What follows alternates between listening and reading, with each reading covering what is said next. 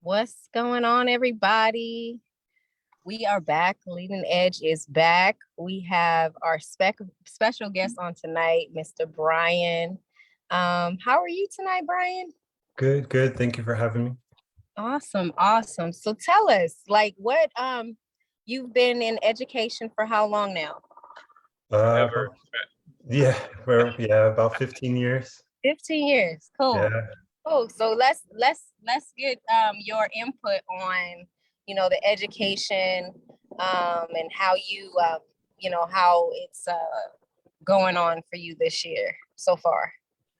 Um, to be honest, it's I'm really excited about this year. Yeah. We fought through the distance learning, we fought through the pandemic stuff, we fought through hybrid learning when we came back, masks, quarantines, all of that. And then last year we got back full time, all in person and everything. And so we didn't have to do hybrid. That was nice. But then, all the staff shortages, people leaving, our staff just kind of imploding and people shifting. So there's been a lot of changes over the past few years in education, not only Southern California, but like nationally. But I feel like in my situation right now, really excited for this year because it seems like last year was that first year back and everything was kind of new again. And so we have this next year, which is I think everything's going to be a little more solid. The students are used to being back. So I think that's going to make a huge difference too. Awesome. I want to jump in on that too, Brian. Just so everybody knows, Brian has been just a stalwart in doing special things with students. And I always just like to celebrate his name because I remember at one point we had a student. It was really difficult case. He needed a lot of help, and a lot of other places didn't want to work with him and didn't have the skill set. And Brian worked extremely hard, did the extra studying to figure out how to work with the student, and it changed the student's life. And so this is the guy. This is the guy that won't give up and will make sure that he's leaning in to help students.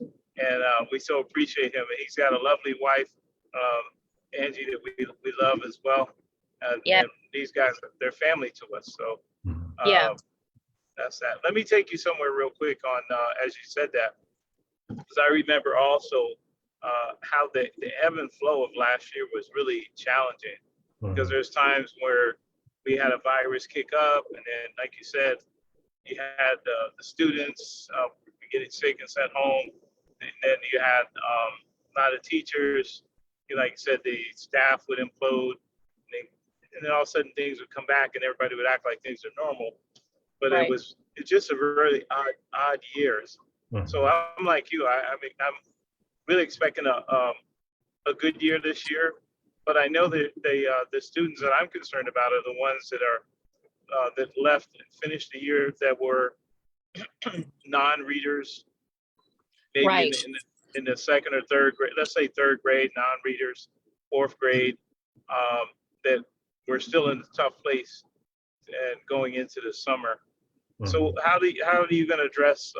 You're doing fourth grade now. How do you address some of those cases where students have been greatly impacted? What do you any words for that, or for parents? Brian? I mean, really doing the same thing that I was doing back at Leading Edge, just meeting students wherever they are.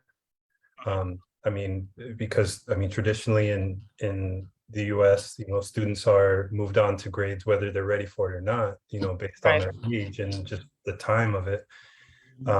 And so as teachers, we have to meet them wherever they are. So I may be teaching fourth grade standards, but my students may be studying kindergarten through sixth grade standards, and I have to meet every, all those, the extremes and everything in between as well.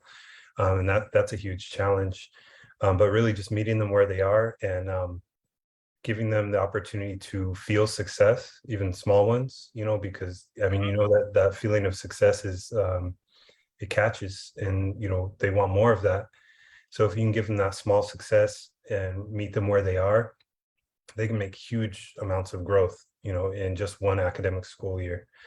I've seen students jump multiple grade levels in their assessments just based on having confidence in themselves, and seeing a little bit of success that maybe they didn't know was possible before, or nobody told them they could do that, or maybe even had people tell them they can't do that, or sometimes where that education or that growth is not a priority. They may come from a very fixed mindset household, and it's like how you are today, that's how you are. You may not know how to read, so that's just hard for you. And there's one thing I was talking about with a colleague just the other day, how in our society, it's very accepted for people to say, I'm not a math person. Oh, I don't like math. I'm not a math person. Math is not my strength. But you wouldn't accept that if they say, oh, I'm not a reading person. I don't, reading's hard, so I just don't do it. Because you have to, you have to read to survive, and math is just as important. Yeah. But really just comes back to meeting the kids where they're at. Yeah, as you said that, I remember my story of not taking industrial math in high school. I was like, man, give me out of college prep. I can do square feet. And so I took this was years ago in Jersey, so I didn't take any college prep. I didn't take any algebra or anything. Mm-hmm. I got to college. I had to take algebra 1 and algebra 2. Algebra 1, I got a D out of algebra 2. I got a C. That was it. And so they, the D was passing, and it was like, okay, I'll make up A's to bring up the GPA. I'm not going back. But then getting to being a ROTC guy, now I raise my hand. I go in the military as I graduate ROTC. When they put me in the field artillery, that is nothing but math, and it's physics and math. It's all earth rotation, cloud density, cloud height, wind speed, wind direction. I mean, all this mathematics, but it's your job. It's like you said, you don't have a choice. You're going to get over that wall, and that's what we have to look at. Particularly with students. One of the things that I had some difficulty. I've watched some work with some middle school students last year. It's the same thing with math, and foundationally, some of them they understood the formulas, right? But the foundational math they just couldn't get, and they would get frustrated after a while and say, "Look, man, this is really about you. This is you business. I'm here to support you, but you have to decide you're going to get over that fence." And because it's a mindset. I think once we people phone it in, that's what they stay comfortable with, right? But just like you said, you can't. You gotta keep pushing and get over that fence. Like the analogy. So I got a question for you based on that story. Would you say that learning the math for field artillery and things like that was easier than learning algebra, in the other courses? I think, I think it was the fear of losing. You know what I mean? There was no way that I was going to allow that to keep me from succeeding that course. We had a 72% success rate. That means we had 28% washout. You know what I mean? And it was very difficult. And we only had 2 guys in the history of my college to successfully complete the course. And there was no way that I was going to lose. One of the guys I knew that went ahead of me, I was like, this guy isn't, he's got all that. So, but I think he can do it. But there's no way if he does it that I'm, and then all of a sudden we found out that him and the other guy that went were failing. So now it was up to me. And there's just, at some point, you just have to be determined that I'm going to get over that fence one way or the other. and it's the fear of failing. And I think sometimes if we can try to motivate students to just have that dogma where that where I'm just that determination, and that it takes a lot of wraparound support, a lot of non-conditional love at home, and teachers and administrators who actually care. But it also, we as educators, we can't do it for them, right? We have to just give them the tools, and like you said, meet them where they are, and just keep pressing them to, come on, man, you can do it, you can do it, you can do it, and celebrate the little successes. Yeah. Definitely. So Brian, my question to you is, how do you motivate your students, those that feel like they're not quite there, if you they feel like they're behind, or and they need an extra push? How do you get them motivated? That's a hard thing to do, especially if it's comes from like learned behavior and years of apathy and just acceptance of I'm not a math person, for example. Yeah. But I think for me, what works for me personally is finding their currency. Okay. For you, Rob, sounds like your currency is that competition. I'm not going to lose, and that's that motivation. For other students, that competition will shut them down. First sign of competition, I give up. I don't want to have that possibility of losing.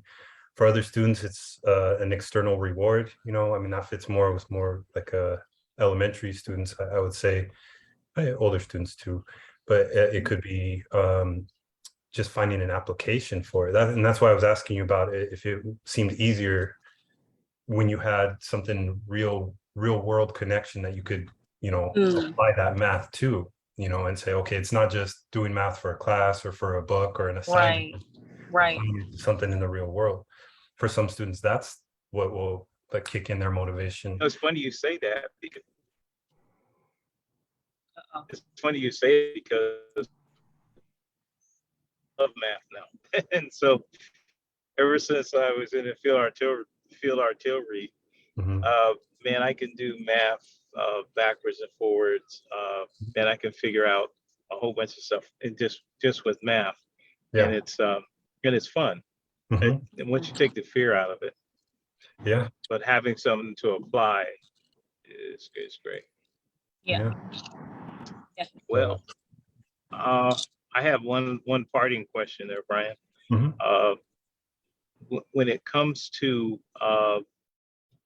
you've always done the special things, the little things that that to really find that one thing that's going to make that student kind of have that aha moment. I know at the college level, that's been kind of my magic too, because when you have a day where it's like, man, these guys aren't getting it, and just reflecting on your way. And I'm always kind of a reflective practitioner, right? Yeah. And hey, I don't think that really went well, so I'm going to change the recipe, figure that out. What's kind of your sweet spot of reflection? Do you go back when you spend time with students? How often do you reflect, and do you have any little rituals or things that you do that have helped you kind of find your stride with students? Not really. I wouldn't say necessarily a ritual, but I'm always reflecting, even in the middle of a lesson, where I can say, okay, this is not working, and just having that flexibility to say, oh, I blew that one. Let's try a different way, or let's shut the whole thing down and do it a whole different way. Sometimes I'll vulnerably share that with the students and say, hey, this is not working. What do you guys think we should do differently? And open it up to them, and let them be part of that, And that supports a growth mindset as well, you know, and models that for them, and say, wow, you know, he doesn't know everything. He you know, and being able to make mistakes and allow them to be a part of that, you know. And one thing I do for my students too, that's because we have like a class money system, you know, and I print out little, you know, fake money and stuff. But I pay them $2 if they find a typo in something that I wrote. Yeah. So it's like, oh, you forgot the E on the end of that word, you know. Oh, okay, I owe you $2, you know. As long as they're polite about it, you know. If they laugh at me when they do it, I ain't paying them. That's fair. That's Yeah, fair. yeah. Because that's teaching them not to, because that's teaching them, for one, that could be bullying, right? That could be a form of bullying. And Yeah. two, that's teaching them how to carry themselves in the real world, you know, Yeah. to do stuff in a proper manner and polite, so that you get rewarded. You know, we don't want to reward bad behavior. We want to reward, you know, good behavior. So that's actually a good thing. I think that's I wish people would just incorporate that, because those are learning styles. And yeah, it teaches them constructive criticism, you know. Correct. How do you criticize? How do you tell somebody they're wrong without making it, you know, a battle, you know? Yeah. And making them feel bad about it, you know, because some of us, like me, I grew up with a disability, and I didn't want to read. I didn't want to write nothing. I didn't want to be the one that got up to write on the board. I don't want to do none of that. But, you know, I had to. And every time I would read, I would get embarrassed. Every time I would write something on the board, I would be embarrassed because my classmates would make fun of me. So that's key, that learning how to do things in a proper manner is important.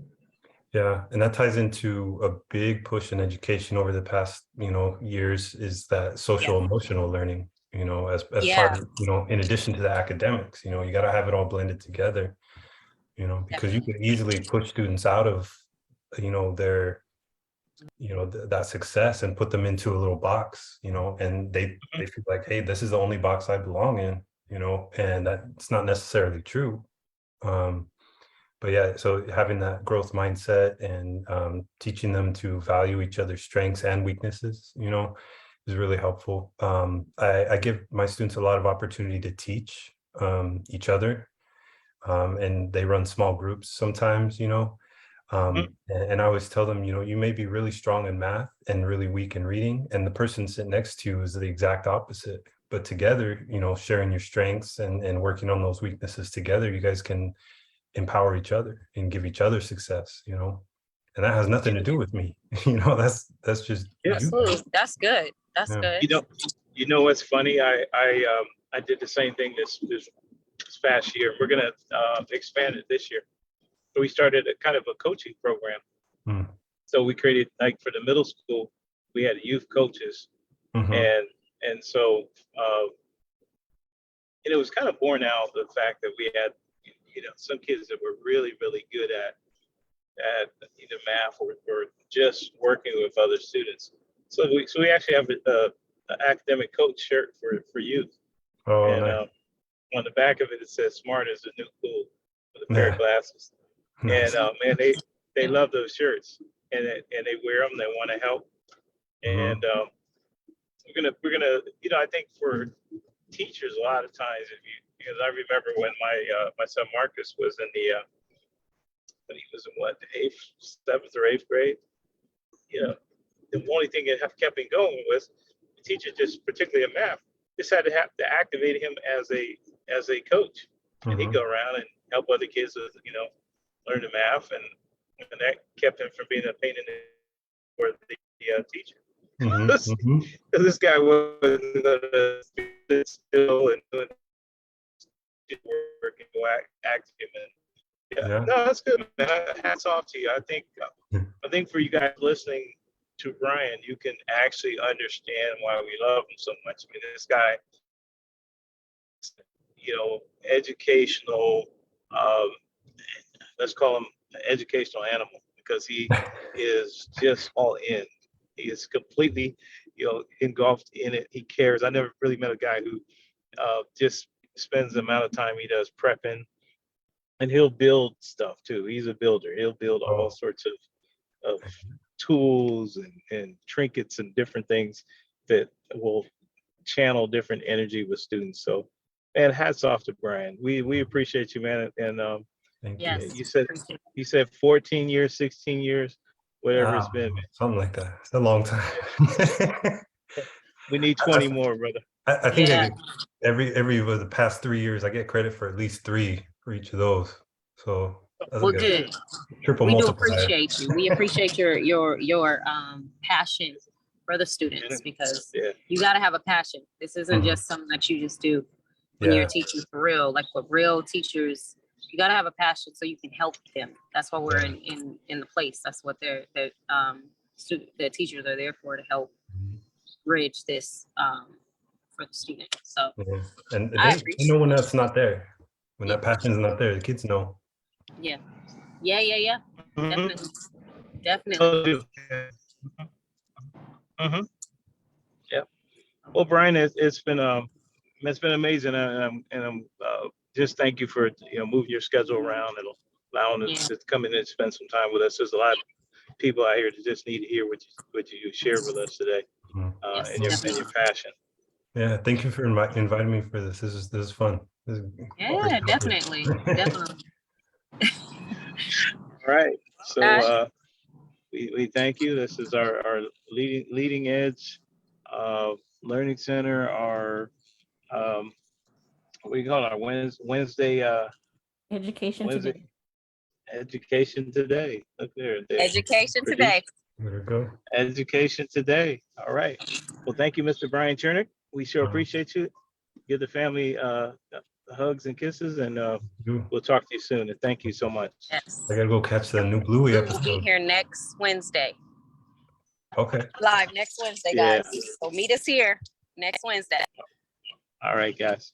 All right, guys. You guys have a good night. All right, you We'll too. see you next time. Bye.